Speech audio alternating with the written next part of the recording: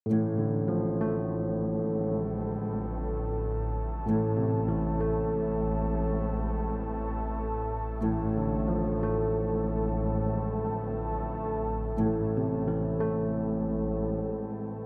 skizofrenia itu suatu gangguan jiwa berat yang ditandai dengan ketidakmampuan seseorang itu untuk membedakan mana yang nyata dan tidak nyata.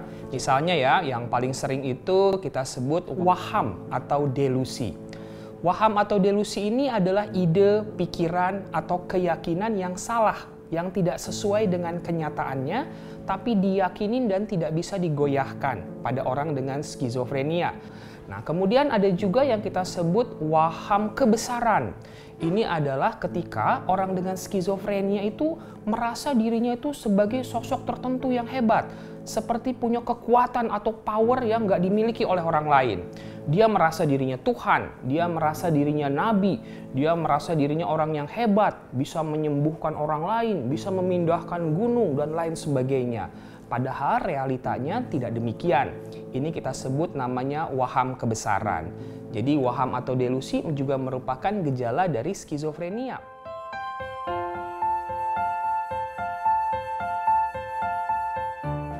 Nah, jadi saya teringat dari tahun 2015, waktu itu pagi-pagi saya ditelepon dari sekolah anak saya, di mana dalam kondisi anak saya tidak terkontrol perilakunya. Terus akhirnya saya kemudian cepat-cepat datang ke sekolah melihat, dan betapa saya memang kaget melihat anak saya tiba-tiba kok jadi dia tidak terkontrol, sehingga saya betul-betul kaget situasi tersebut. Dan disitulah saya awal melihat bahwa ada perubahan yang terjadi pada anak saya. Menjadi dia tidak terkontrol, kemudian mudah emosi, dan saya juga nggak tahu apa penyebabnya waktu itu.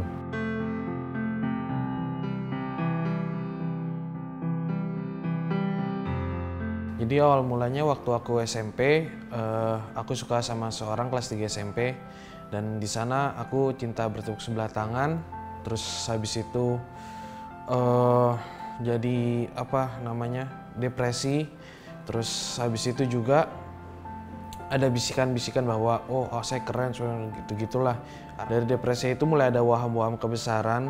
Terus habis itu juga pas waktu sampai kelas 3 SMA baru schizonya itu menyerang banget gitu. Karena diajak ngobrol mulai nggak nyambung, dan itu awal-awalnya yang tadi diceritakan bahwa sampai ngamuk di sekolah. Terus habis itu sampai ada pas naik lantai 2 ya, saya ya itu jagain saya biar nggak kesana gitu nyari ceweknya. Terus saya dorong hampir jatuh juga dari atas kayak gitu.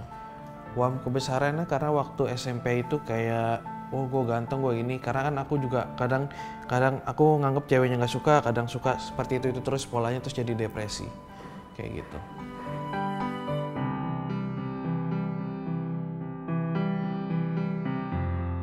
Sampai kemudian saya pikir, tindakan apa yang saya harus lakukan untuk mengetahui kondisi anak saya seperti ini. Yang kepikir waktu itu, ya udah berarti saya harus ke rumah sakit untuk konsultasi sama dokter. Akhirnya saya juga agak galau kenapa posisinya gitu ya anak. Dan akhirnya kemudian saya coba cari-cari lewat internet tentang ciri-ciri yang kemudian saya amati. Dan ternyata saya mendapatkan sebuah website yang rasanya website itu berisi kegiatan-kegiatan yang sebenarnya cocok dengan kondisi anak saya. Nah, disitulah saya ketemu namanya KPSI, Komunitas Peduli Skizofrenia Indonesia. Dan saya lihat kok nggak jauh, yaitu sekitar di daerah Jatinegara, sehingga saya kemudian tanpa berpikir panjang, inilah mungkin solusi yang kemudian saya dapatkan, yaitu esok harinya maka saya langsung datang ke KPSI.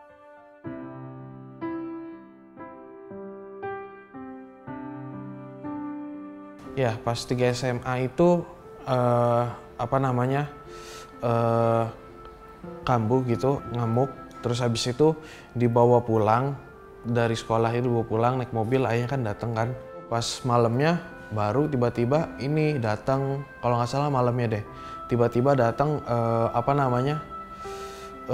itu orang dari rumah sakitnya datang, terus dirawat di rumah sakit Islam Klender kalau nggak salah. Berapa ya, sebulan kayaknya, sebulan kurang atau sebulan. Lebih terbukanya itu pas udah mulai dirawat kedua atau ketiga kalau nggak salah. Karena waktu itu lagi kambuh, terus mikirnya ayah itu jahat, kayak gini lah, terus jadi nggak mau minum obat. Nah, aku dulu ngerasa pas lagi kambuh itu ngerasa, oh enggak, yang saya lakuin ini benar gitu. Terus habis itu jadi nggak mau minum obat gitu. Ya terbukanya ya mulai cerita, terus habis itu mulai ya mungkin ternyata harus cerita gitu kalau ada masalah, biar nggak ngumpul terus tiba-tiba meledak kayak gitu. Ya aku berharap aku bisa sukses dan survive di kehidupan nanti, terus juga maksudnya untuk bisa maksudnya bisa stabil lah, tetap stabil dalam kesehatan dan secara material atau yang lainnya survive gitu, stabil juga.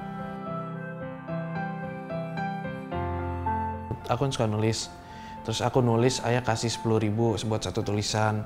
Kalau udah jadi buku itu dikasih 250.000 buat satu buku. Terus bikin video juga buat ngajar ayah, satu videonya 25.000. Kayak gitu kegiatannya sekarang. Kalau pesan-pesan untuk teman ODS lain, ini sih kalau yang aku tangkapkan ya, ODS itu dalam kesulitan butuh suatu pegangan ya.